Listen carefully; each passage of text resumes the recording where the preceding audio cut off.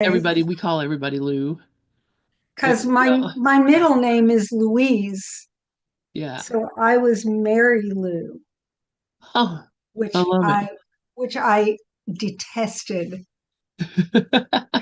Detested. Oh, so all right, my dear. Well, Yeah. the mic is all yours. You're live on YouTube. Okay, hope that other stuff wasn't on there. Happy, thankful Thursday, everybody. Um, Thursday's such an awesome day. We have such really great conversations on Thursdays. I love it. So here I am in a winter wonderland. It's so awesome because I live in North Carolina and we get snow here about once every 4 or 5 years. It and if we get anything, it's usually just a dusting. But it's been snowing here for about 12 hours. We've got about 4 inches of snow on the ground. It's a total anomaly. And I feel like it's unreal. It's this weird thing, and it's so beautiful. The flakes are falling down right in front of my window here, and it looks so pretty. They're big, fat flakes, and I feel like I've been transported somewhere else. It's lovely. Um, And we've been having great conversations. It's just been a wonderful morning. So I'm really happy. But I am going to talk about something that's not so happy. And it all has to do with how we listen to the ego. And a couple of weeks ago, when I shared last week about how I had been listening to the ego and went into a total tailspin. And it's funny, the minute I do this and come on and talk about it and work through it with the course, I get completely calmed down and out of it. And that's what happened last week. I felt so centered afterwards and everything was just peachy. And then all of a sudden, from everywhere, a bunch of my friends or people that I was listening to were talking about how much they were listening to the ego. You know, one person said they felt out of place and insecure. Another person said they felt like they didn't belong. Uh, Something about not communicating well, thinking that they sounded like a crazy person, unsure of what to say. And Lynn was just talking about she listened to something she said, and at first she felt embarrassed about it. You know, somebody else felt judged and dismissed. And, I just thought, holy moly, ego is just attacking everybody. And I heard something else. I was listening to a talk, and the guy said, if it was me telling me what to do, it wouldn't have to talk. And that's when like if it was, I don't have to tell me when to breathe. I don't have to say, okay, breathe every 20 seconds. I don't have to say, blink your eyes, they're getting dry. There's not a voice in my head that says, oh, you have to open your mouth in order to talk.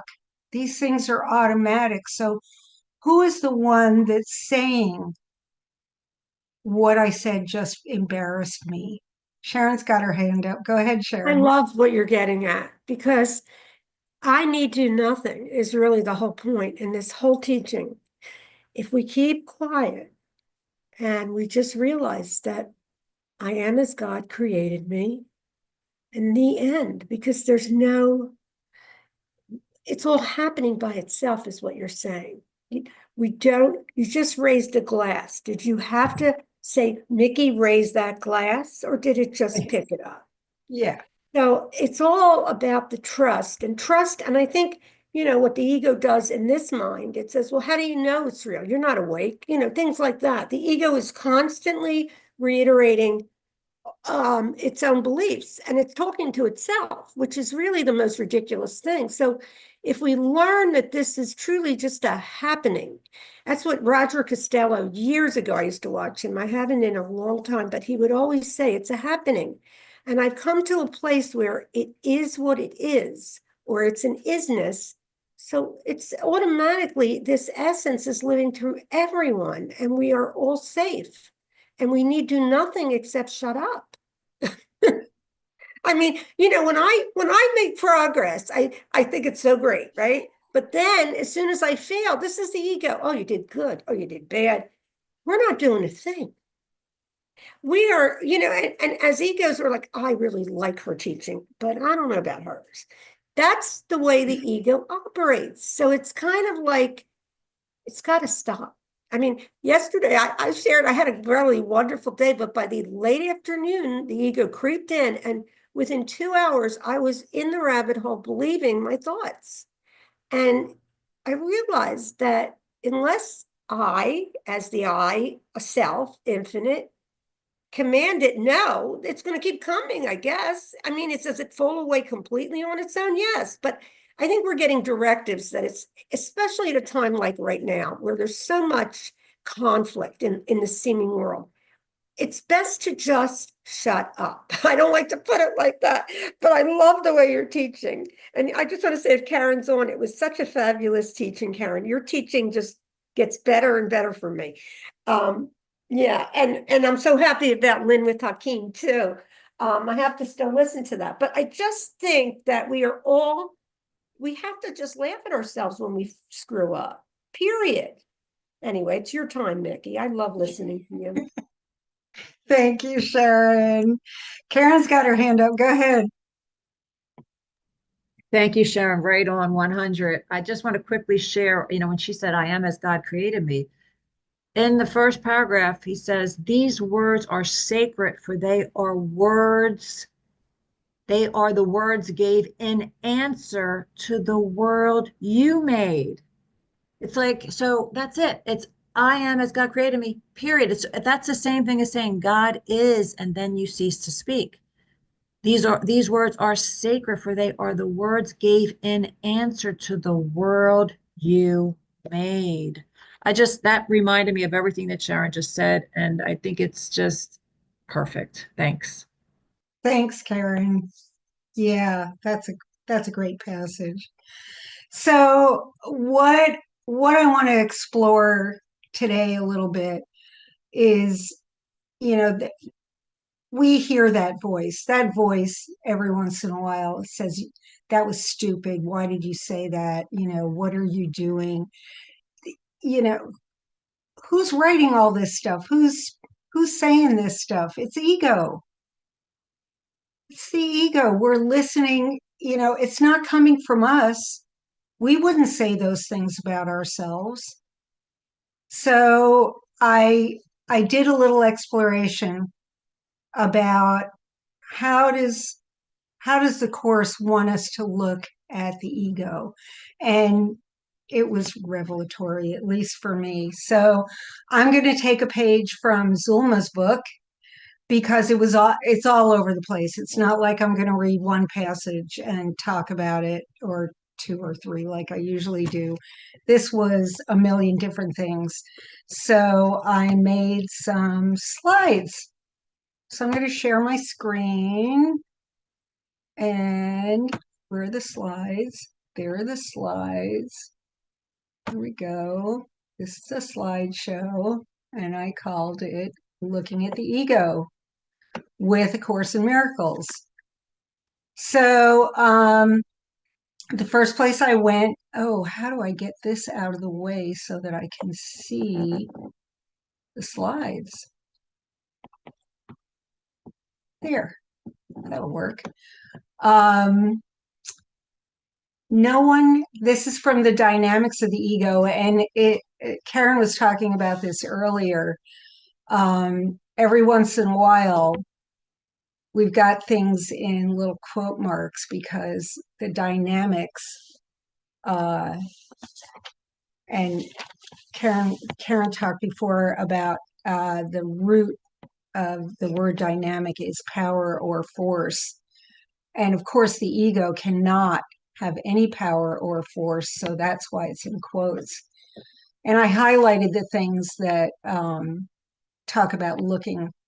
No one can escape from illusions unless he looks at them.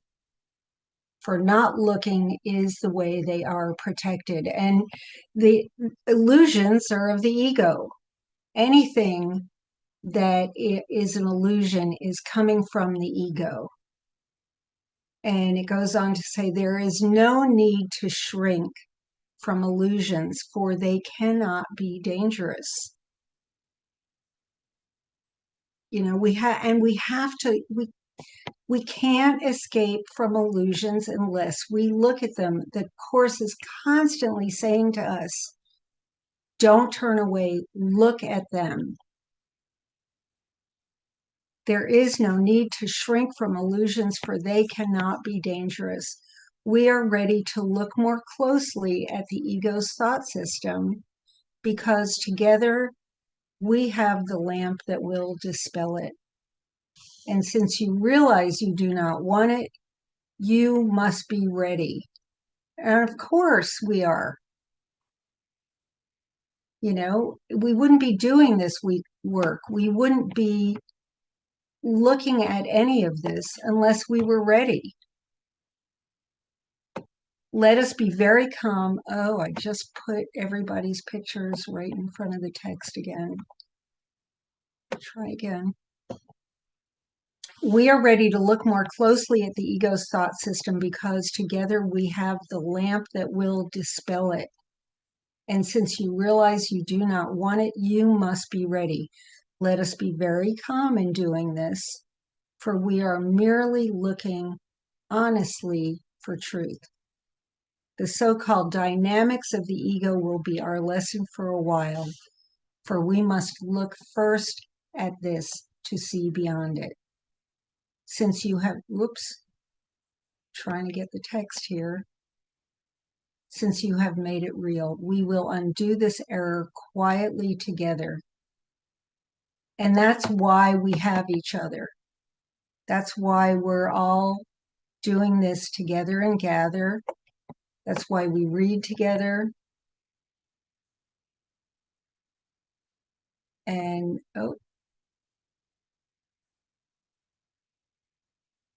there we go.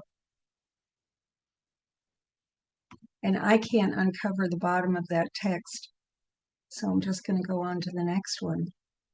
But that's why we're here together.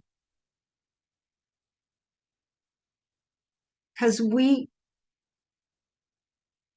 ready, we're looking at it, we're calm, we're together, we're boosting each other up. Okay, so the next part that I got to was from The Dreamer of the Dream. And that says, the reasoning by which the world is made, on which it rests, by which it is maintained, is simply this: you are the cause of what I do. And when I'm saying you're making me do this, you're making me feel bad, you made me feel embarrassed or insecure or like I didn't belong.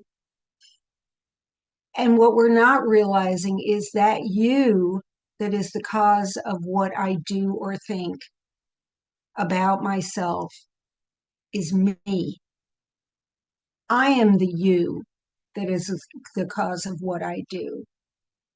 I am the cause of what I think. I am the cause of what I feel. Your presence, my presence, justifies my wrath. And you exist and think apart from me. No. While you attack, I must be innocent. No. You know, this is what the ego's telling us. And what I suffer is from your attack. No one who looks upon this, quote, reasoning exactly as it is could fail to see it does not follow and makes no sense. If we don't look at the ego, we're not going to see that it's making no sense. If we're not looking at things the way they really are, we're not going to see that it makes no sense. Yet it seems sensible because it looks as if the world were hurting you. And so it seems as if there is no need to go beyond the obvious in terms of cause. No one's making me feel anything. No one's making me embarrassed. No one's making me feel dismissed. No one's making me feel judged. I am when I listen to the ego. If I don't turn around and look at it and say, nuh-uh, you're wrong, then I'm going to believe it. Nobody who looks on this reasoning exactly as it is could fail to see it does not follow and makes no sense.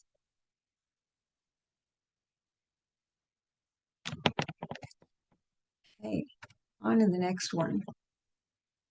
Reason and the forms of error. And if I can move, can I do this? Hide thumbnails of the video. I can do that. Okay.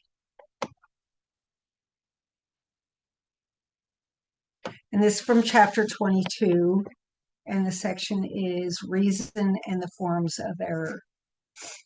The ego's whole continuance depends on its belief you cannot learn this course. Share this belief, and reason will be unable to see your errors and make way for their correction. For reason sees through errors, telling you what you thought was real is not.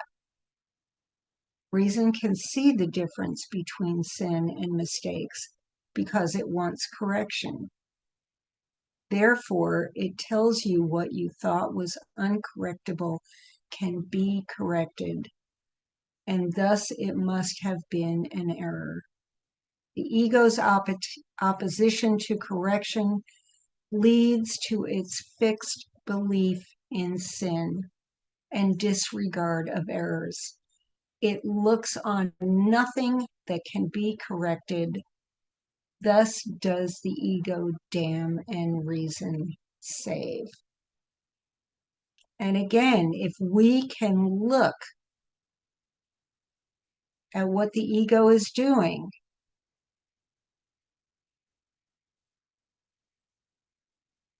we're going to see the errors and we're going to see the way to correction. Reason sees through errors. We have to turn around and look at the ego and say, nuh-uh. Again, reason can see the difference between sin and mistakes because it wants correction. You know, if we just look, the Course is telling us over and over again, look at what's going on. Look at what's real. You know, look at the wrong mind without judgment, and you will see what the right mind wants you to see. It's infallible.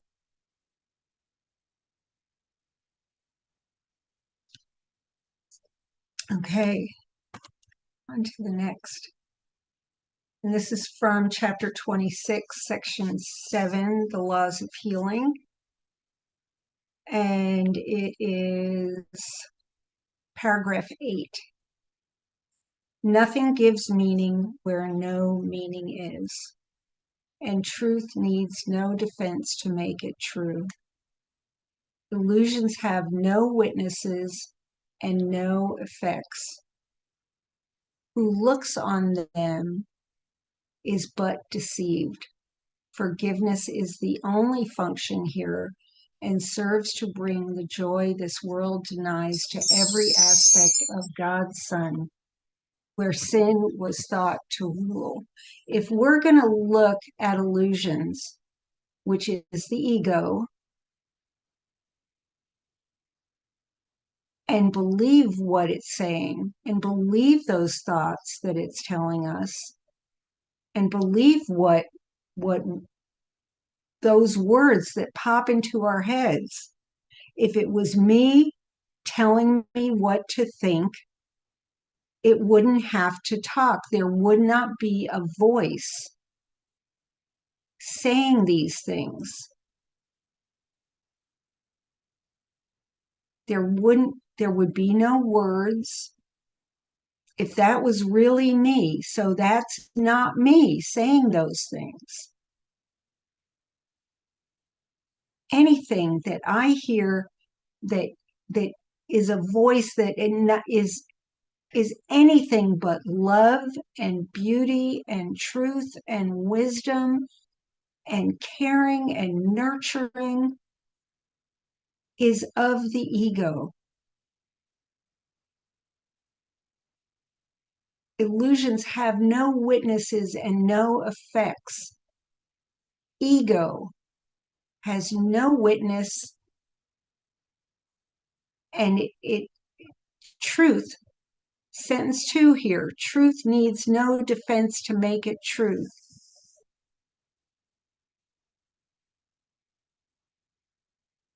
Anything that is not the truth, anything that needs a defense or a reason or witnesses is not of Holy Spirit. When we listen to those critical voices, we're being deceived. When we're believing them, when we're looking at them, when we see an image in our head of something we said or did or looked like. Oh, I went outside the other day. I went outside to take little Brucey's kitty litter refuse out to the dumpster, and I came back in the house, and I passed a mirror and I saw that I had gotten out of bed. I had not combed my hair that day. I went out. It was sticking out in every direction. I looked like a rooster. I came back in, and the voice was saying to me in my head, "Oh my gosh, you look like an idiot. How could you leave the house like that?" Whose voice was that? Was that the Holy Spirit's voice? No. Was that truth? No. Was that loving? Was it kind? Karen was talking about the 4 agreements before, or no, Socrates. Is it true? Is it kind? Is it necessary? Were any of those thoughts in my head true, kind, or necessary? No, they were not.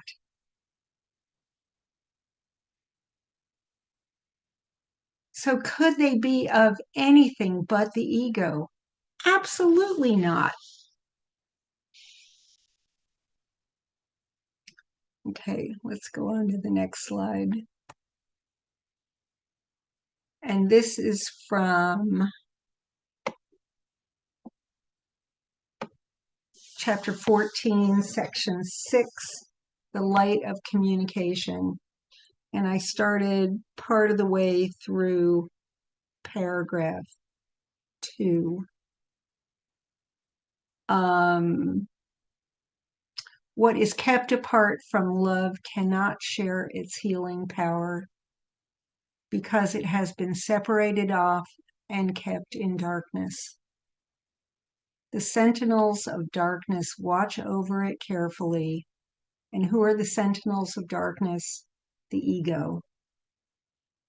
And you who made these guardians of illusion, ego, out of nothing are now afraid of them.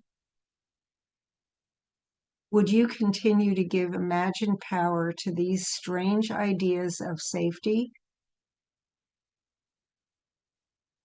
The ego tells us what's safe and what's not. The ego tells us we're unsafe. The ego says we're being criticized or dismissed or faulted, that we don't belong.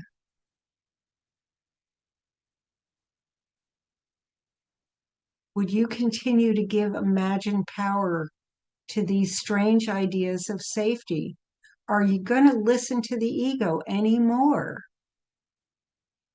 They are neither safe nor unsafe. They do not protect, neither do they attack. They do nothing at all, being nothing at all. And this is really important. This is such a great sentence. As guardians of darkness and of ignorance, look to them only for fear, for what they keep obscure is fearful. The ego is the guardian of darkness and of ignorance. The only thing we can look to the ego for is fear.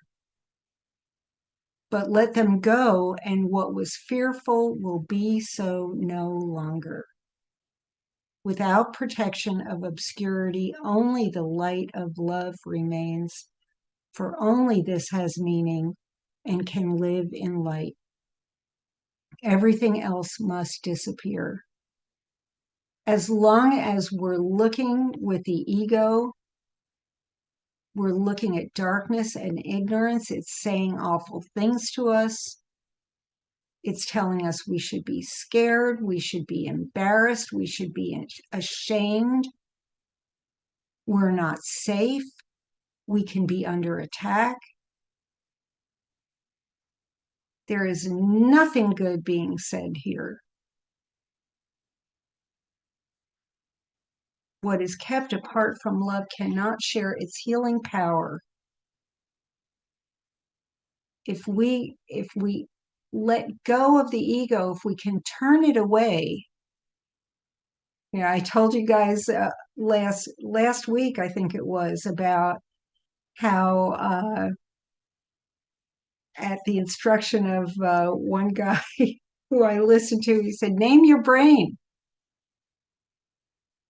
And I decided his name for his brain was great, so I gave that name to mine too, Becky the brain, which is the same thing as saying Becky the ego. Name your brain. Becky, shush. I don't need to hear that. That's all we need to say. Oh, I felt like I didn't belong. Becky, back off. Oh, I felt like, I was out of place. I felt insecure. I felt judged. I felt dismissed.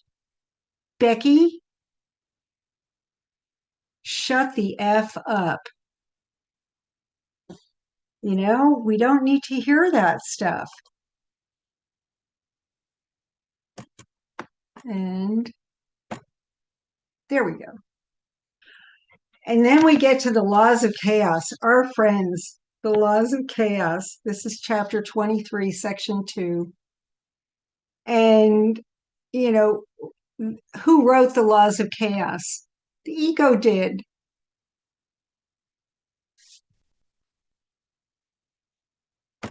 I can't see anybody, and I want to, oh, good grief. I'm going to stop share for a second. Mickey, at the top of your screen, you might be able to see there's meeting and on your screen. You can click on the one that says meeting and see everybody, but you can click on the one that says your screen and see your screen when you're sharing. I don't know if you have that capability, but you can do both. I can try that. I just missed everybody and I wanted to see your faces. Okay, I'm going to share again. Is this helpful for me to share the quotes, or should I just read I them? appreciate it. I like to Okay. be able to read along. Yeah. I'm gonna, did somebody say something over there? Yes, Lori says yes. Okay, great. Share, back to share. And let's see. One says meeting and one says share. Show meeting. There we go. Oh, look at that. Hide meeting. Okay, that's how I can do it. Okay, so the laws of chaos. Who wrote the laws of chaos? The ego did. And it's what, so I'm going to paraphrase here. I'm not going to go back and read the laws of chaos, but ego tells us the truth is different for everyone. So, the truth for me is different from the truth for you. No, the truth is true and nothing else is true. God is the truth. And God's love is the truth, and that we are not separate is the truth. It's the same for everybody. The second law of chaos says each one must sin and therefore deserves attack and death. The third is God believes in our assessment of ourselves. God believes that we think God believes what the ego is saying to us and hates us for it. And the fourth is what I have taken is mine and therefore is everybody's loss. So those are the laws of chaos. And the first paragraph says the laws of chaos can be brought to light, though never understood. Chaotic laws are hardly meaningful and therefore out of reason's sphere. And reason is the Holy Spirit. Chaos is the ego. Yet they appear to be an obstacle to reason and to truth. Let us look then upon them calmly, that we may look beyond them, understanding what they are, not what they would maintain. And that's the same for every thought we think we have of I'm not good enough, I don't belong, I wasn't making any sense. I said something stupid. I felt judged. I felt dismissed. Look calmly then upon them, that we may look beyond them, understanding what they are, not what they would maintain. We have to stop believing the things that Becky, the stupid brain, is telling us. It is essential it be understood what they are for, because it is their purpose to make meaningless and to attack the truth. Every time we have one of those thoughts, we have to understand that that is an attack on the truth. Their whole purpose is to make God meaningless. Their whole purpose is to say God does not exist. You are separate. You are not loved. You are not in the light. And how can we possibly believe that when it is what we are? God is what we are. The light is what we are. And yet they govern nothing and need not be broken, merely looked upon and gone beyond. We don't have to fight it. We don't have to fight the ego. We don't even have to make it wrong. We just have to look upon what the ego is saying and go beyond it. We have to look at it and say, that's meaningless. That cannot attack me. That is not the truth.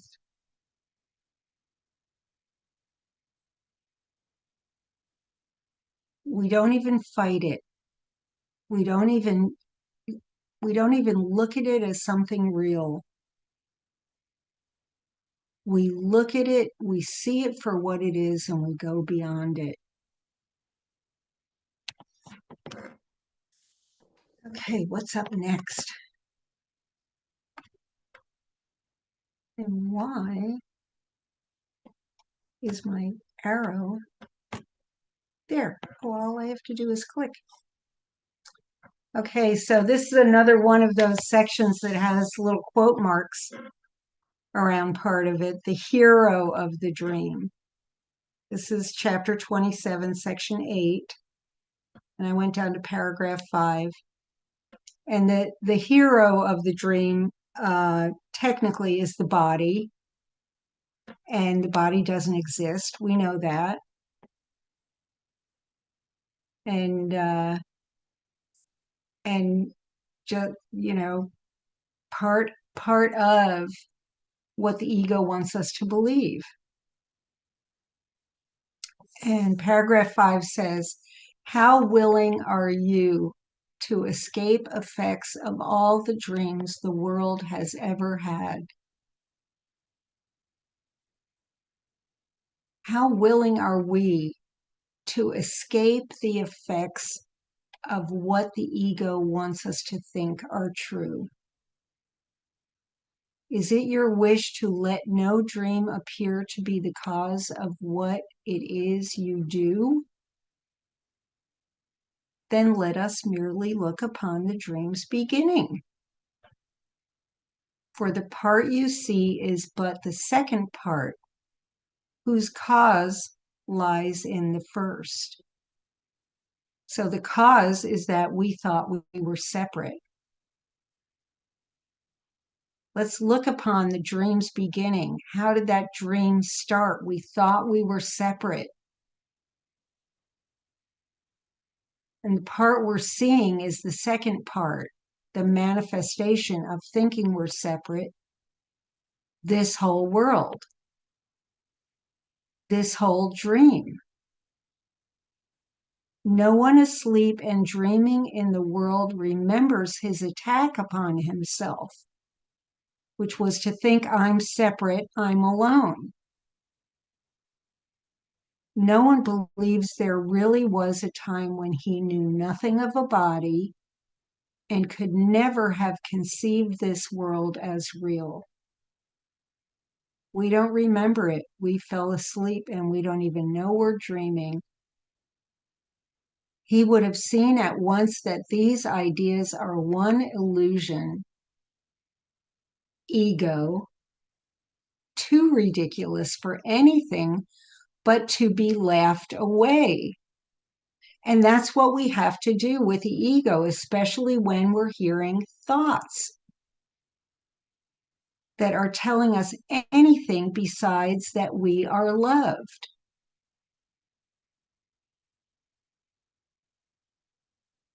Or else we would see at once that it's too ridiculous for anything but to be laughed away. How serious they now appear to be, and no one can remember when they would have met with laughter and with disbelief. Inconceivable, Holy Spirit said. You cannot be apart from anything. No one can remember when we would have looked at anything the ego is showing us and met it with laughter and with disbelief.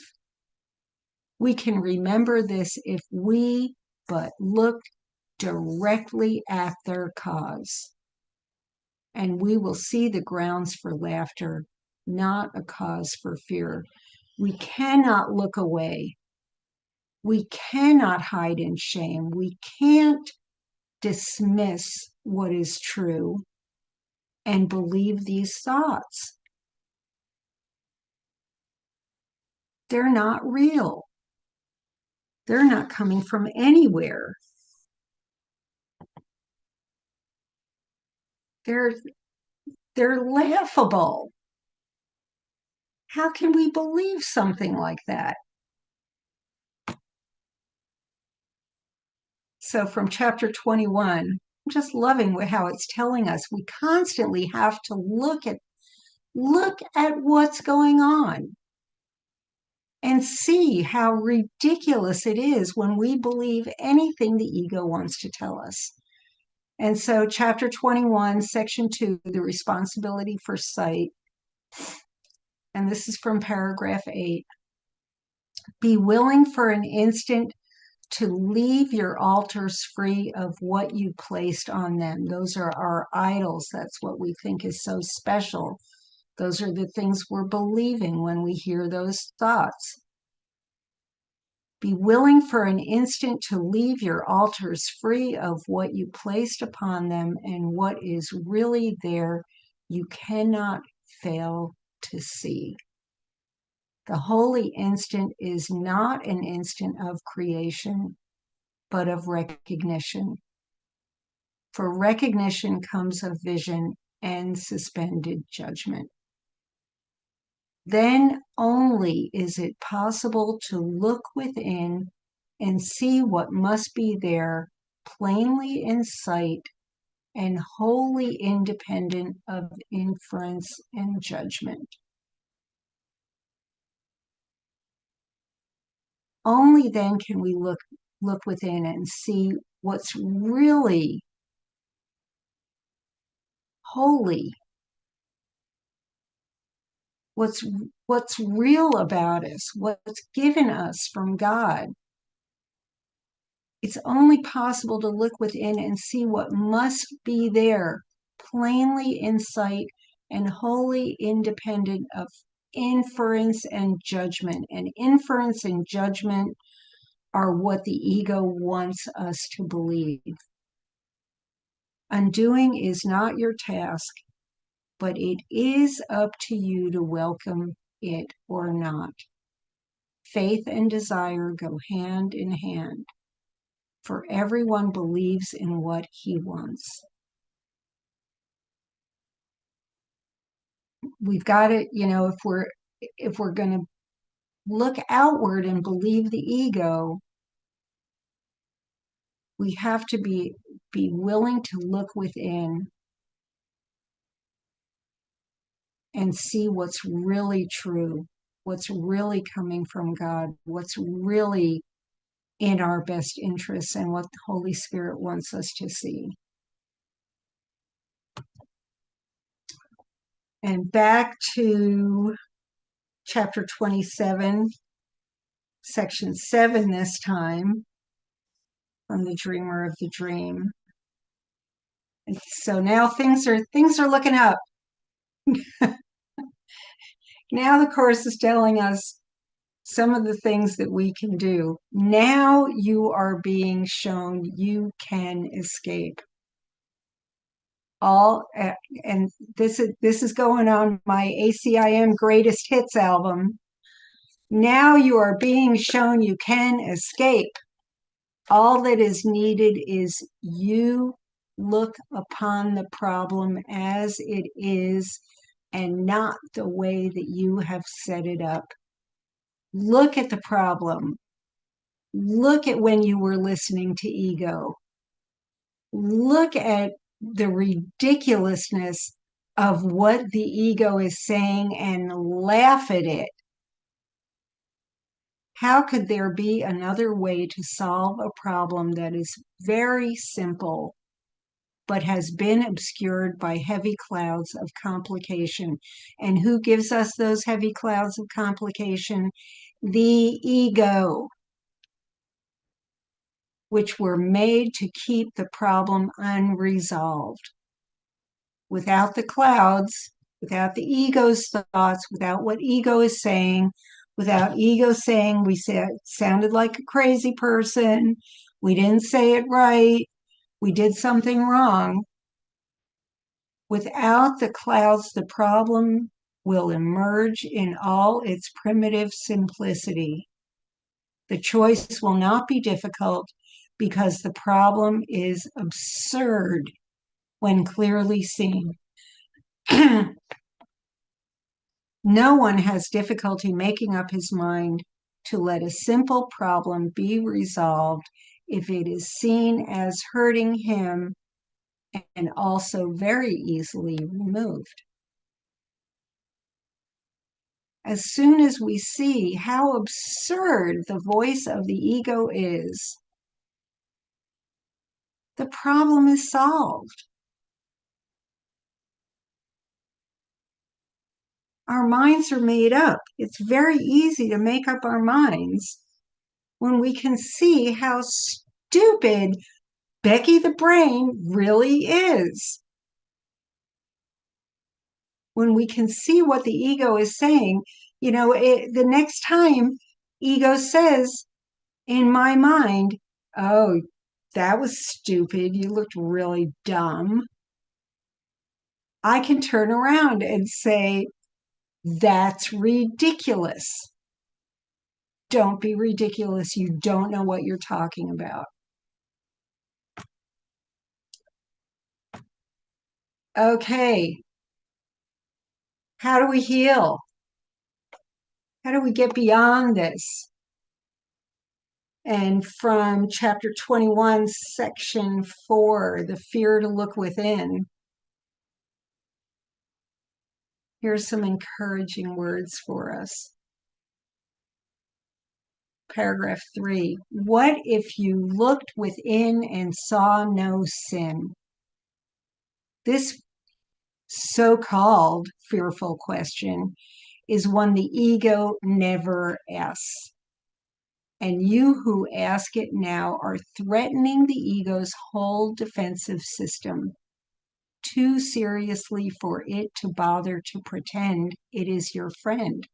So, of course, it's going to come back with some more stuff about how stupid we are. Those who have joined their brothers have detached themselves from their belief that their identity lies in the ego. That's why it's so important that we get together almost on a daily basis here at Gather, which I love. Because those who have joined their brothers, everybody in this group, have detached themselves from their belief that their identity lies in the ego. A holy relationship is one in which you join with what is part of you in truth, and your belief in sin has already been shaken, nor are you now entirely unwilling to look within and see it not. Everybody in this group is my holy relationship, and I depend on everybody here to show me what's true and what is not. We learn so much every day. We're here for each other. We're love incarnate for each other. Your liberation still is only partial. Yeah, because I still think I'm in a body. I still think I'm a me. I'm me all over the place. Still limited and incomplete, yet born within you. My liberation is born within me, and so is yours. Not wholly mad, you have been willing to look on much of your insanity and recognize its madness. We are willing to look at the ego and realize its madness. Your faith is moving inward past insanity and on to reason. And what your reason tells you now, the ego would not hear. The Holy Spirit's purpose was accepted by the part of your mind the ego knows not of. No more did you. And yet this part, with which you now identify, is not afraid to look upon itself.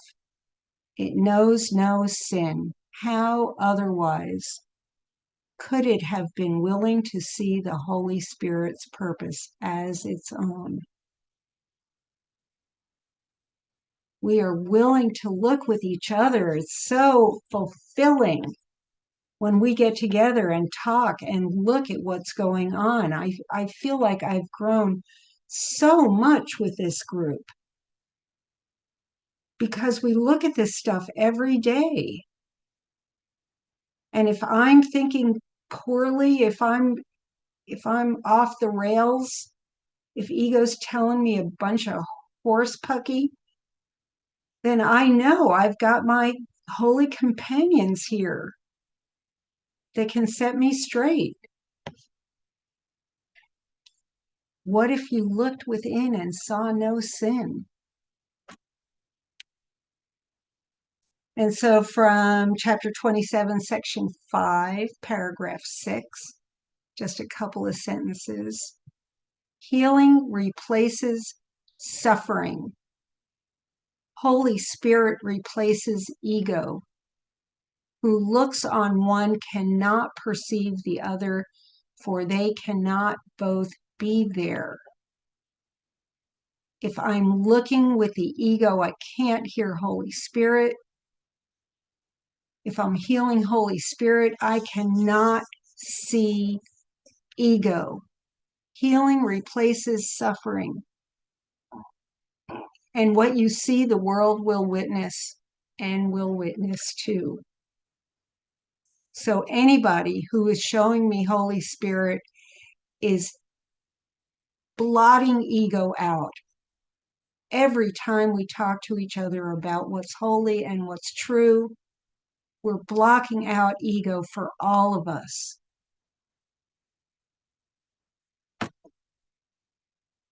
Back to the dreamer of the dream. Chapter 27, section 7, and this is from paragraph 6.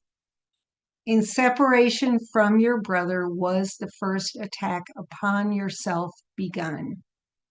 And it is this the world bears witness to. Seek not another cause, nor look among the mighty legion of its witnesses for its undoing. They support its claim on your allegiance. What conceals the truth is not where you should look to find the truth. The ego is never going to tell us the truth. The ego is always going to tell us a lie. And don't look at what it's saying and think it's true.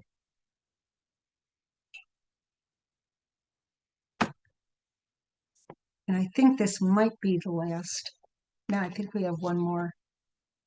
Oh, and I better hurry up. Okay, I'm just going to read part of this. This is from chapter 14, section 7, sharing perception with the Holy Spirit. Let's just read the highlighted part. He sees for you, and unless you look with him, he cannot see. If we're going to hide anything from the Holy Spirit, I got to read the first sentence because it's gorgeous. The Holy Spirit asks of you but this: bring to him every secret you have locked away from him. Open every door to him and bid him enter the darkness and lighten it away. We have to show we can't push down we can't hide what the ego's saying. We have to bring it to the Holy Spirit and show it to him. Otherwise, he's not going to be able to help us. Okay, last slide, and Karen quoted this, and I've got to say it. It's all about looking with forgiveness. Forgiveness, on the other hand, is still and quietly does nothing. It offends no aspect of reality, nor seeks to twist it to appearances it likes. It merely looks and waits and judges not. And that's what we have to do. Look and wait, judge not, but don't believe what the ego is telling us. Oof.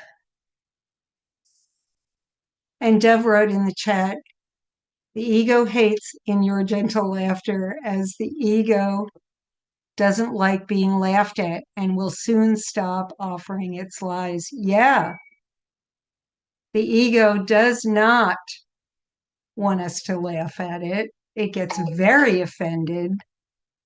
It thinks that it'll lash out. It'll tell us what it's saying is true. And that's all I've got. Look and wait and judge not. Thank you all very much. Thank you so much, Mickey. Wow. What a wonderful session, and how much I just adore that whole hero of the dream. It's so clear, really, honestly, when you look at it, it's just so clear.